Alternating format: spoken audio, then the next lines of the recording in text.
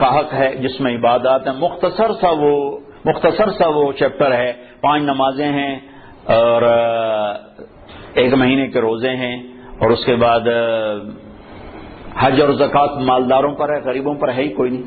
پھر حج بھی صرف صحت مند مالدار پر ہے، جو جانے کے قابل نہیں اس سے بھی اللہ معاف فرماتا ہے.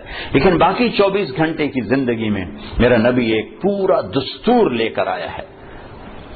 معاشرہ چلتا ہے میاں بیوی سے، ماں باپ سے نہیں. پہلا رشتہ میاں بیوی کا اللہ نے بنایا، پہلا رشتہ میاں بیوی کا بنا، آدم اور حوا، اور آخری رشتہ بھی میاں بیوی کا بنے گا. جنت میں جوڑا جوڑا میاں بیوی رہیں گے، اکٹھے ہوں گے سارے. ومن صلح من آبائہم وازواجہم وذریاتہم، اکٹھے ہوں گے. لیکن جنت کی شروع بھی میاں بیوی ہے اور جنت کا اینڈ بھی میاں بیوی ہے.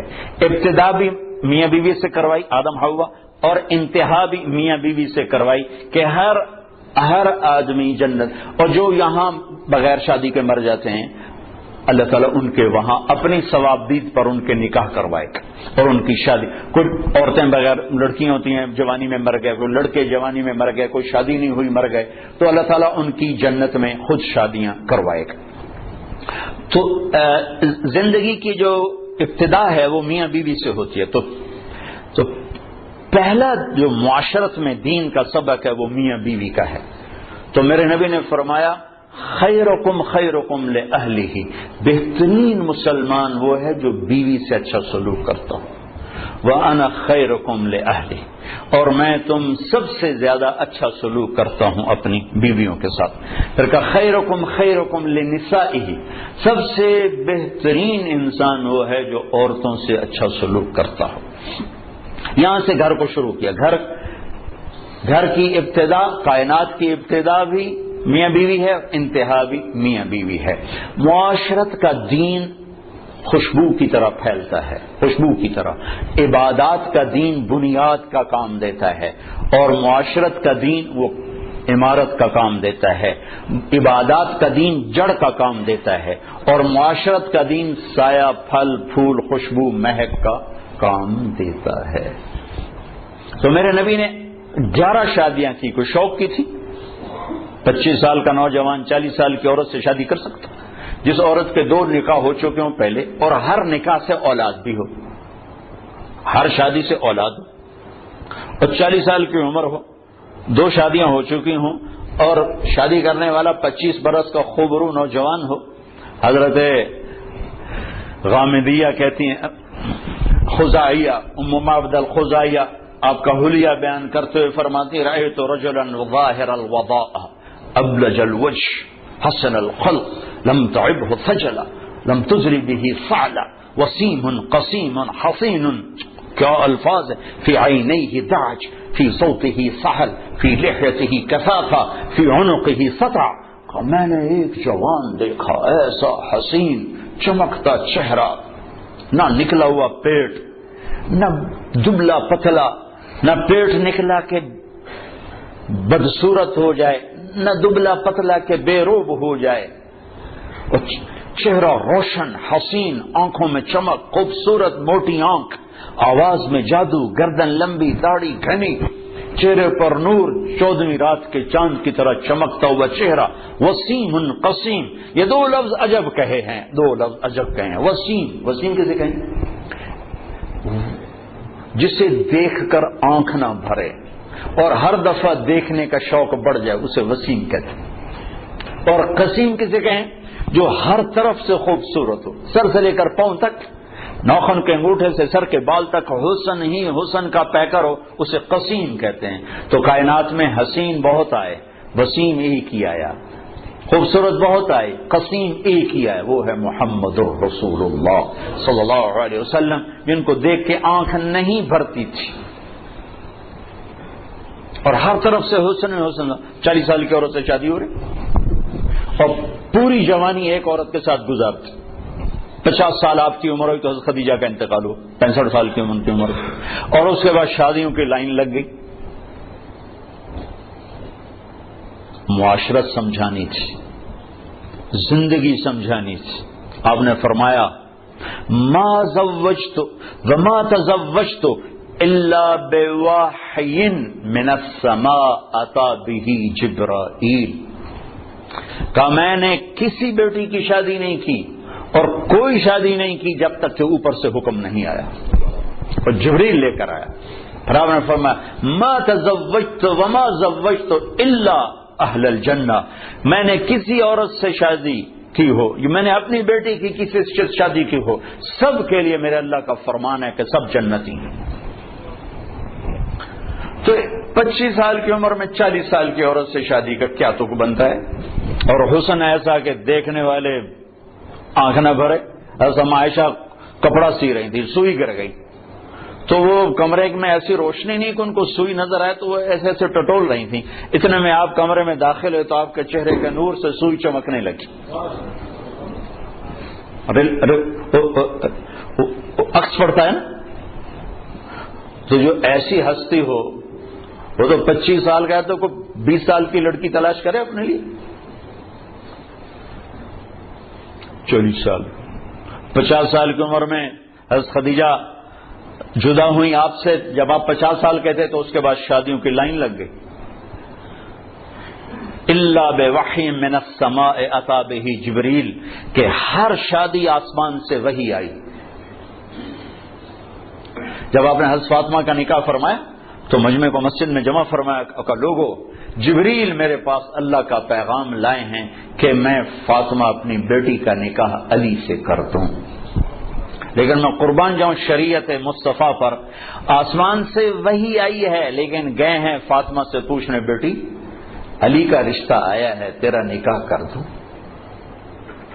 اور ہمارا بیٹیوں سے پوچھنا عیب سمجھا جاتا ہے، اور بیٹی کوئی رائے دے دے تو کہتے بڑی بے حیا ہے۔ آسمان سے وحی آ چکی ہے کہ علی کے ساتھ فاطمہ کا نکاح کیا جائے، پھر میرے نبی پوچھنے جا رہے ہیں فاطمہ علی کا پیغام آیا ہے، تیرا نکاح کر دوں؟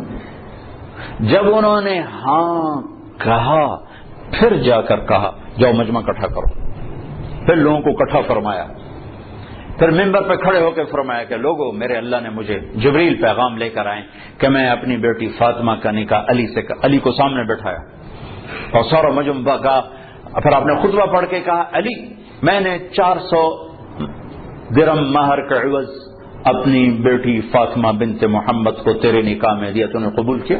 تو انہوں نے زور سے کہا میں نے قبول کیا، اور سجدے میں سر رکھ دیا اور زور سے یہ دعا پڑھی رب اوزعنی ان اشکر نعمتک التی انعمت علی وعلی والدی۔ اس پر آپ نے کہا آمین۔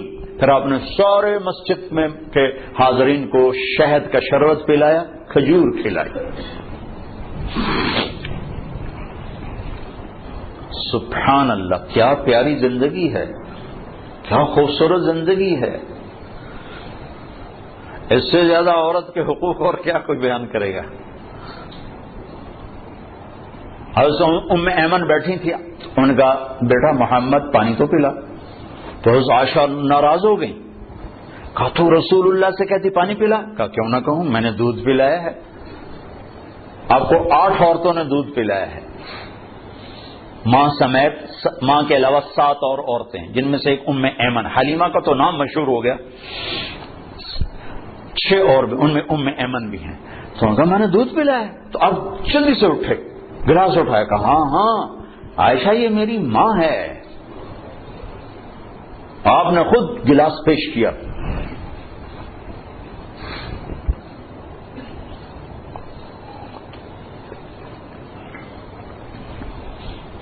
تو چونکہ زندگی گھر سے شروع ہوتی، دفتر سے نہیں، گھر سے شروع ہوتی۔ ہمارے ایک استاد بڑے شفیق تھے، لیکن جب آگے کبھی ڈانٹنا شروع کرتے ہم کہتے لگتا استاد جی گھر دینا لڑتے آئے ہوئے، اور ہم دائیں بائیں سے خبر لیتے تو تقریباً وہ خبر سچی ہوتی تھی۔ لڑائی گھر میں اور غصہ ہم پہ نکل رہا۔ جب آدمی کا گھر ڈسٹرب ہوتا ہے تو پھر دفتر بھی ڈسٹرب ہوتا، تو تم دعا کرو تمہارے باس گھروں میں نہ لڑیں تاکہ تمہارے ساتھ ٹھیک رہے۔ زندگی کی ابتدا گھر سے ہے، گھر سے۔ تو ایک گھرانہ کیسا ہونا چاہیے؟ اور ایک گھر کی آبادی کا دار و مدار کس پر ہے؟ اللہ کی قسم پیسے پر نہیں ہے، وہ میرے نبی کے اخلاق پر ہے، میرے نبی والے سلوک پر ہے. چونکہ زندگی چیزوں کا نام نہیں، میزان بینک کا نام زندگی نہیں ہے، معیشت کا نام زندگی نہیں ہے، زندگی احساسات کا نام ہے. احساسات جب پروان چڑھتے ہیں تو زندگی خوشحال ہوتی ہے، روٹی ملے یا نہ ملے.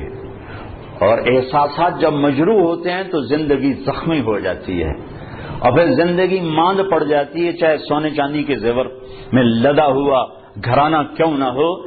جب احساسات بکھرتے اور ٹوٹتے ہیں تو زندگی تباہ ہو جاتی ہے، جب احساسات پروان چڑھتے ہیں تو زندگی آباد ہو جاتی ہے. اور احساسات کو پانی ملتا ہے نبی والے اخلاق سے، زیور سے نہیں، پیسے سے نہیں، ڈگری سے نہیں. تھوڑی دیر پہلے ایک خاتون ملی اور پھوٹ پھوٹ کے رونے لگی، اربوں پتی آدمی کی بیگم، کہ میں اس دولت کو کیا کروں، میرے خامند کا سلوک ہی میرے ساتھ اچھا نہیں، میں اس دولت کو کیا کروں. تو میرے نبی، میرے بھائیوں، ایک زندگی دے کر گئے ہیں جو شروع ہوتی ہے گھر سے. ایک گھر کو بچانے کے لیے سینکڑوں آیات قرآن نے اتاری. میں تو مفتی نہیں، مفتیوں سے سنی بات بتا رہا ہوں کہ ایک آدمی کہتا ہے انشاءاللہ میرا یہ پلاٹ مسجد کے نام وقف، تو اس کے یہ کہنے پر وہ وقف ہو گیا، اب وہ واپس نہیں لے سکتا، اس لیے کہ اللہ خود چاہتا ہے کہ تم اللہ کے نام پہ خرچ کرو. تو میں کہتا ہوں جی انشاءاللہ میرا یہ قالین مسجد کے نمازیوں کے لیے وقف ہو گیا، تو اب یہ ہو گیا، میں واپس نہیں لے سکتا. لیکن ایک آدمی یوں کہتا ہے انشاءاللہ میری بیوی کو طلاق، تو یہ مفتی کہتے ہیں نہیں ہوئی.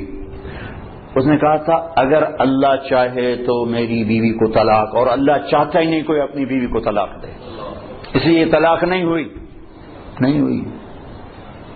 ایک گھر کو بچانے کے لیے سینکڑوں ہزاروں سورہ نساء، سورہ مریم، سورہ طلاق، سورہ تحریم. آپ نے کہا علی طلاق سے بچنا، جب طلاق دی جاتی ہے تو اللہ کا عرش کانپ اٹھتا ہے. جب گھر بگڑتا ہے تو وہاں سے معاشرہ بگڑتا ہے، جب گھر سنورتا ہے تو وہاں سے معاشرہ سنورتا ہے. تو پہلا میاں بیوی ہیں، ان کا آپس میں سلوک کیسا ہے. اور چونکہ کسی کی لڑکی کو مرد لے کے جاتا ہے تو اس کی طرف شریعت زیادہ متوجہ ہے. عاشروہن بالمعروف، ان عورتوں سے اچھا سلوک کرنا.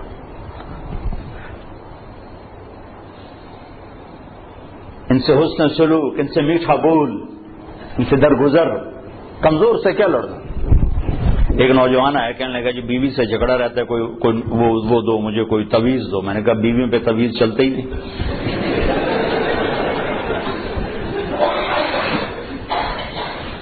کہنے لگا تو کیا کرو. میں نے کہا ایک کام کرو، ہو جائے گا معاملہ ٹھیک. کیا؟ میں نے کہا جب تم کھانے پر بیٹھو تو روزانہ 2-4 لقمے اپنے ہاتھ سے کھلا دیا کرو، بس کوئی لمبا چوڑا کام نہیں بنے. کچھ دن بعد اس کا ویسے ہی فون آ گیا تو مجھے اپنی بات یاد آ گئی. میں نے کہا میری بات پہ عمل کیا تھا. کہنے لگا نہیں. میں کیوں؟ کہنے لگا شرم آتی. میں نے کہا لڑتے ہوئے شرم نہیں آتی. بھائی کمزور سے بھی کوئی لڑتا ہے. آپ نے گامے پہلوان کا نام سنا؟ گاما پہلوان، یہ رستم زمان کا ٹائٹل اس نے لندن میں اس کو تاج پہنایا گیا تھا. ایک امریکہ کا پہلوان تھا زبسکو، اس کو اس نے ہرایا تھا 2 گھنٹے کی کشتی کے بعد، تو پھر اس کو یہ ٹائٹل ملا تھا. یہ اندرون شہر لاہور میں رہتا تھا. تو سبزی لے رہا تھا تو وہ بھاؤ تاؤ پہ کوئی بات بڑھ گئی تو سبزی والے نے گلاس اٹھا کے مارا گامے کو. تو اس کے لگا یہاں تو خون نکل آیا. تو اس نے پگڑی کھولی اور یوں نیچے سے اس کو بل دے کر یوں باندھی اور چل پڑا. تو لوگوں نے کہا پہلوان جی اے مڑ تو جا بندہ تو مار گیا اور تسی چپ کر کے ٹر پے ہو. وہ کہنے لگا ماڑے نو مار دیا شرم آتی.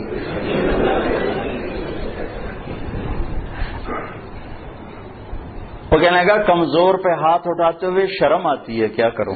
وہ تو پھونک مارتا تو اڑ جاتا. کمزور پہ ہاتھ اٹھاتے ہوئے شرم آتی. میں کہا بے وقوف، اور تمہیں لڑتے ہوئے شرم نہیں آتی؟ چلو جا کے میری بات پہ عمل کرو. 1 گھنٹے بعد اس کا فون آیا.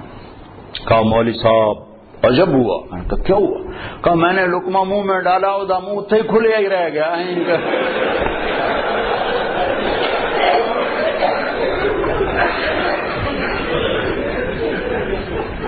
اس نے کہا یہ تمہیں کسی اور نے پٹی پڑھائی ہے، تو نہیں کر سکتا، مجھے بتا کس نے.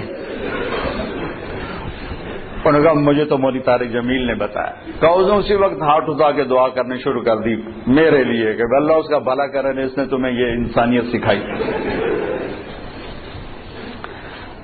اب گھر کی زندگی کو پیسے سے خوشگوار دیکھنا چاہتے ہیں، نہیں ہوگی اللہ کی قسم. گھر کی زندگی خوشگوار ہوگی تو دفتر بھی خوشگوار ہوگا، اور گھر کی زندگی میں نبوت والے اخلاق آئیں گے تو زندگی پروان چڑھے گی. جب آپ میرے سامنے مرد عورتیں ہوتی تو میں عورتوں کے حقوق کے لیے جو اللہ کے نبی نے فرمایا وہ بھی بتاتا تھا کہ اگر میری شریعت میں سجدہ ہوتا تو میں عورت سے کہتا بن خامند کو کرے. لیکن زیادہ جو میں دیکھتا ہوں اس میں احادیث میں وہ مردوں کی طرف خطاب زیادہ ہے، چونکہ وہ لے کے جاتا ہے اور وہ بوجھ اٹھاتا ہے اور وہ ذمہ دار بنتا ہے. تو عائشہ رضی اللہ تعالیٰ عنہا چھوٹی عمر کی تھی تو آپ ان کو لقمے بنا بنا کے کھلاتے تھے. ایک دفعہ حبشی کھیل رہے تھے مسجد میں خنجروں کے ساتھ، تو آواز سن کر حضرت عائشہ کہنے لگی یا رسول اللہ میں نے یہ حبشیوں کا رقص دیکھنا ہے. وہ رقص کر رہے تھے ان کے ساتھ خنجروں کے ساتھ. ہمارے بچپن میں ہمارے دیہاتوں میں ہوتا تھا، چھوٹے چھوٹے ہم تھے تو اس وقت ہمارے یہ جب ٹیلی ویژن نہیں ہوتے تھے تو ہم مغرب کے بہت سارے چاندنی راتوں میں کھیتوں میں بیٹھ جاتے تھے بڑے چھوٹے. تو پھر یہ اس کو ہم گتکا کہتے تھے، گتکا. تو اب نے کہا اچھا آ جاؤ، تو ان کو پیچھے کھڑا کیا، اونٹ بن گیا اور آپ سامنے کھڑے ہو کر تماشا دکھانا شروع کرتے.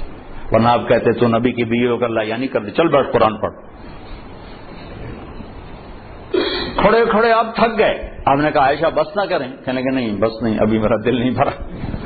تو پھر آپ کھڑے کھڑے آپ یوں سہارا لے رہے تھے، تھک کے نا، کھڑے کھڑے یوں ہو جاتا، پھر تھوڑے دیر بعد یوں ہو جاتا، چونکہ تھک، پھر تھوڑے دیر بعد یوں ہو جاتا، جب تک حضرت ام عائشہ نے نہیں فرمایا بس آپ کھڑے رہے. یہ کائنات کے افضل ترین ہستی رحمت للعالمین. پھر دوسری اکائی بنتی ہے ماں باپ. اس کے بعد ماں اور باپ کا روپ انسان دھارتا ہے. تو پہلا حق اولاد کا ہے، پہلا حق ماں باپ کا نہیں، کہ اس کو تو پتہ ہی نہیں جو گود میں ہے کہ میری ماں کون ہے میرا باپ کون ہے. اسے صحیح تعلیم دینا اور اسے انسانیت سکھانا ماں باپ کے ذمہ ہے.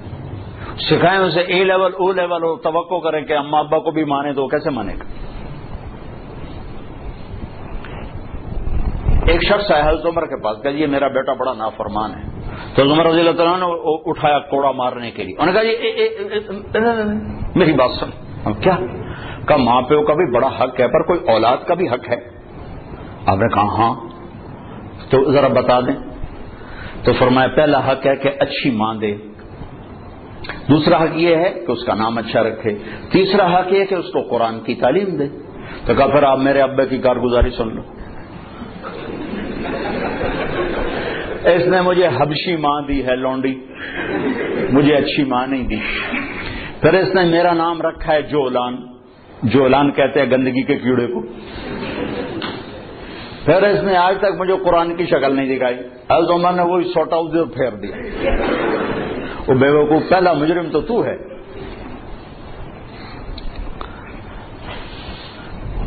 وہ تو ایک پتھر ہے، اس کو تراش خراش کی ضرورت ہے. نہ تراشیدہ وہ پتھر ہے. تو پہلی گود ماں باپ ہیں. اب ماں باپ اتنا وقت نکالیں کہ بچوں کے ساتھ کانفرنس ہو، بیٹھنا ہو. اس کو کاروبار سے ہی فرصت نہیں. وہ تھک تھکا کے آتا ہے، وہ کیسے کاؤنسلنگ کرے بیوی کے ساتھ بچوں کے ساتھ. اور ذہن سازی سب سے پہلا کام ماں باپ کا ہے، استاد کا نہیں، استاد تو بعد میں آتا ہے، پہلا درس ماں باپ کا ہے۔ اگر انہوں نے اس کو ٹائم نہیں دیا تو یہ جنگل کا ایک درخت بن جائے گا، اور اگر اسے ٹائم دیا تو باغ کا پودا بنے گا جس کی تلاش خراش۔ اور زندگی بھر دھکے کھائے ہیں، سیرت کو پڑھ کے اور تجربوں سے دیکھا ہے، نصیحت تھوڑی ہو محبت زیادہ ہو، ماں باپ پر نصیحت غالب ہوتی وہ پھر وہ اوور ڈوز ہو جاتا ہے کام۔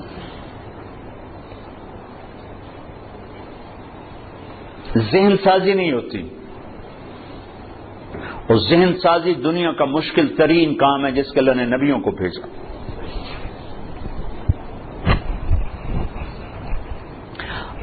اب مصیبت یہ ہے کہ جس نے ادھار بیچا ہو، ادھار خریدا ہو، وہ گھر میں حاضر ہو کے بھی غیر حاضر ہوتے۔ ہماری ساری تجارت تو چلی گئی ادھار پہ، اور ہوس زیادہ ہے، اسباب تھوڑے ہیں، تمنا زیادہ ہے، اسباب تھوڑے ہیں، تو ذہن فارغ ہی نہیں ہوتا ہے۔ کن قانعا تکن اغنى الناس، قناعت اختیار کر سب سے بڑا غنی بن جائے۔ 15 برس اللہ دیتا ہے تربیت کے، 15 برس ماں باپ کو، 15 برس کے بعد پوری شریعت متوجہ ہو جاتی۔ یہ 15 سال بچے اور بچی کے ان پر لگاؤ زور کہ ان کو اللہ کا تعارف کروا دو، اللہ کے نبی کا تعارف کروا دو، ان کے اخلاق بتا دو، ان کو آخرت بتا دو، جنت بتا دو، جہنم بتا دو، پھر ان کے شر سے تم بری و ذمہ ہو۔ لیکن ماں باپ کو ہی نہیں پتا تو اولاد کو کیا پتا ہوگا؟ ماں باپ اگر حق ادا کر دیں اولاد کے لیے تو پھر وہ لوٹ کر ان کی طرف آئے گا، پھر وہ اپنے ماں کو عزت دے گا، باپ کو عزت دے گا۔ ایک ہماری تہذیب تھی وہ ختم ہو گئی۔ بہت چھوٹے بچپن میں میں اپنے دادا کو تو نہیں سنبھلتا، دادا کے بھائی کو میں سنبھلتا ہوں، تو میرے دادا کے جو چھوٹے بھائی تھے ان کے بیٹے ان کے سامنے نہیں بیٹھتے تھے، حالانکہ بالکل جاہل ان پڑھ لوگ تھے دنیا کے لحاظ سے، لیکن ایک تہذیب تھی، ایک ثقافت تھی، دیہات کی، پنجاب کی، غریب کی، امیر کی، ان کے پیٹھ پیچھے بیٹھتے تھے، سامنے نہیں بیٹھتے تھے۔ سامنے بلاتے تو وہ کھڑے ہو جاتے تھے، بیٹھتے نہیں تھے، کھڑے رہتے تھے۔ تو وہ تہذیب تو ہمارے ہاتھوں سے نکل گئی، چلی گئی۔ ہر چیز خلط عملا صالحا واخر سیئا کی بجائے اختل الحابل بالنابل، وہ اچھا برا سب مل کے ہم اپنی ثقافت تہذیب کھو چکے ہیں۔ کچھ وقت ماں باپ اپنے بچوں کو دیں، میاں بیوی آپس میں جب بیٹھو کبھی موبائل فون چالو نہ رکھو، ورنہ تھوڑی ہر ایک لڑائی ہونی۔ اور میں اپنے بھائی کے گھر جاتا ہوں، وہ ہے یہ دل کا ڈاکٹر، وہ بیچارے کی مجبوری ہے وہ کھلا رکھنا ٹیلی فون کہ کسی وقت ایمرجنسی مرض ہے، ایمرجنسی کال ہوتی، تو وہ میں جب بھی اس کی بیوی کو دیکھتا ہوں نا لڑتے ہوئے ذرا اسی بات پہ دیکھ رہا ہوتا ہوں، اے ٹیلی فون ہی تیرا ہر بولتا رہ جاتا۔ اور میں کی کروں، میری مجبوری، کوئی پیچھے مردہ پہ ہو تو میں کی کروں۔ تو آپ لوگوں کے تو کوئی ایمرجنسی نہیں نا، جب میاں بیوی بچے بیٹھو فون بند کر دیا کرو، نہیں تو اس کی ٹان تمہاری ساری زندگی غارت کر دے گی۔ اس فون نے اخلاق برباد کر دی، گھروں کا سکون چھین لیا ہے۔ ان لنفسک علیک حقا وان لزوجک علیک حقا، تیری بیوی کا تیرے اوپر حق ہے، تیری ذات کا تیرے اوپر حق۔ یہ تھوڑا کہ تم میزان بینک کے ملازم ہو تو اب تمہارے گھر میں بھی تمہارا فون چل رہا ہو، بھائی عرفان صاحب کی کہیں کال نہ آ جائے۔ کیوں بھائی بیوی کا حق نہیں؟ کیوں جی عرفان صاحب؟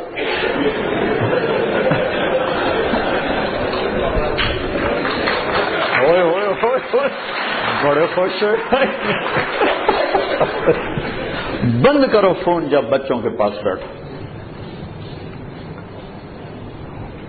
اللہ نے ہمیں خوبصورت زندگی دی ہے، ہم کو مشین تھوڑے ہیں کہ بٹن آن کر دو اس میں چل نہیں، مشین بھی چل چل کے آتے میرا تیل تھا بٹا، میرا موبائل تھا بٹا۔ میرا اپنے نبی کی پاکیزہ سیرت پڑھو کہ آپ نے زندگی کیسے گزاری۔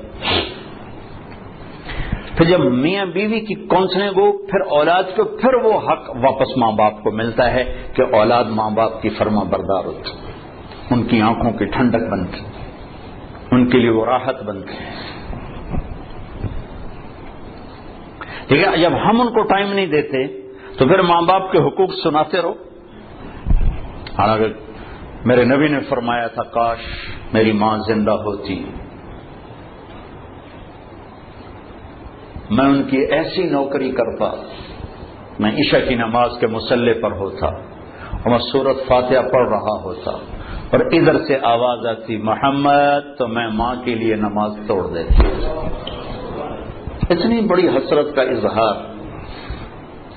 اور مائیں ذلیل ہو رہی. کون سا گھر ہے جہاں ماں ذلیل نہیں ہوتی؟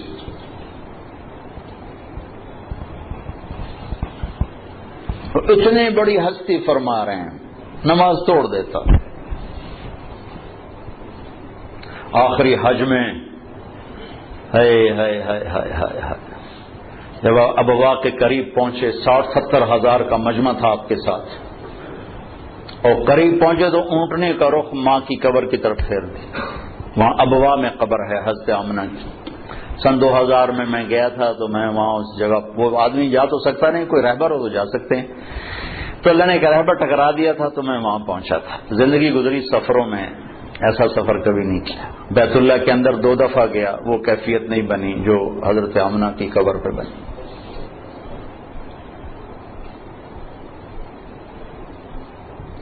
مجھے وہ چھوٹا سا محمد نظر آنے لگا، جو ماں کی عمر کیا تھی 25 سال. باپ کب فوت ہوئے؟ 25 برس. ماں کب فوت ہوئی؟ 25 برس. اور 3 افراد، ام ایمن خادمہ والدہ جناب رسول اللہ صلی اللہ علیہ وسلم. اچانک موت کا وار ہوا ہے. ممکن ہے ہارٹ اٹیک ہوا ہو، ممکن ہے جو کچھ پڑا ہے اس کے مطابق تو یہی خیال آتا ہے کہ بولا نہیں جا رہا تھا اور کروٹ پہلو بدل رہی تھی، اس سے پتہ لگتا ہے شاید ہوا ہو، بولا نہیں جا رہا. اور آپ سہمے ہوئے پاس بیٹھے ہوئے تھے، جاؤ جاؤ. پھر آخری الفاظ کل حی میت و کل جدید بعد. بیٹا ہر زندہ نے مرنا ہے، ہر جوانی نے ڈھلنا ہے، لگتا ہے میرا وقت آ گیا ہے. وقد ولدت طہرا، میں نے ایک پاکیزہ ہستی کو جنم دیا ہے. چمہ بجھ گئی.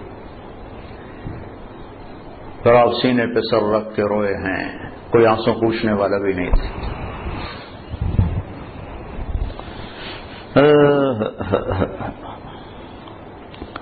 پتھر جوڑ کے وہاں نیچے اترے تو آپ پھر بھاگ کے اوپر چڑھ گئے.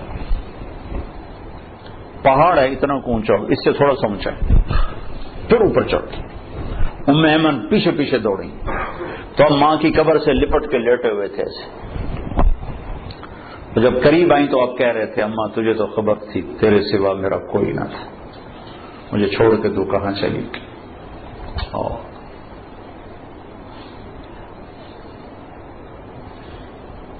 دوبارہ جہاں ایک دفعہ چلا جاؤں دوبارہ جانے کی تمنا نہیں ہوتی، وہاں جانے کی تمنا ہوتی کہ دوبارہ اللہ موقع دے تو میں وہاں جاؤں. ایک وقت اثر ڈھل چکی تھی کافی، فضا میں بھی وہ سرخی چھا چکی تھی، تو موسم سوگوار، ایک وہ مقام، پھر وہ پڑا ہوا سامنے 14 صدی کے پردے ہٹاتے ہٹاتے ہٹاتے میں وہاں بے خود کھڑا رہا.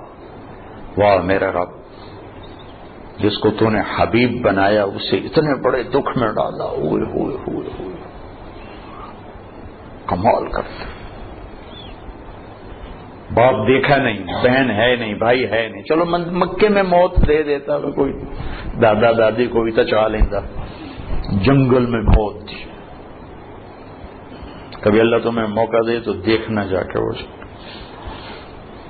میں تو یہ واقعہ ہزاروں دفعہ سنا چکا ہوں، ہر دفعہ روتا ہوں. حالانکہ آدمی عادی ہو جاتا ہے ایک چیز جب بار بار سناتا ہے، لیکن مجھے نہیں یاد کہ یہ کہتے ہوئے کبھی میں آپ دیدہ نہ ہوں. ہائے ہائے ہائے.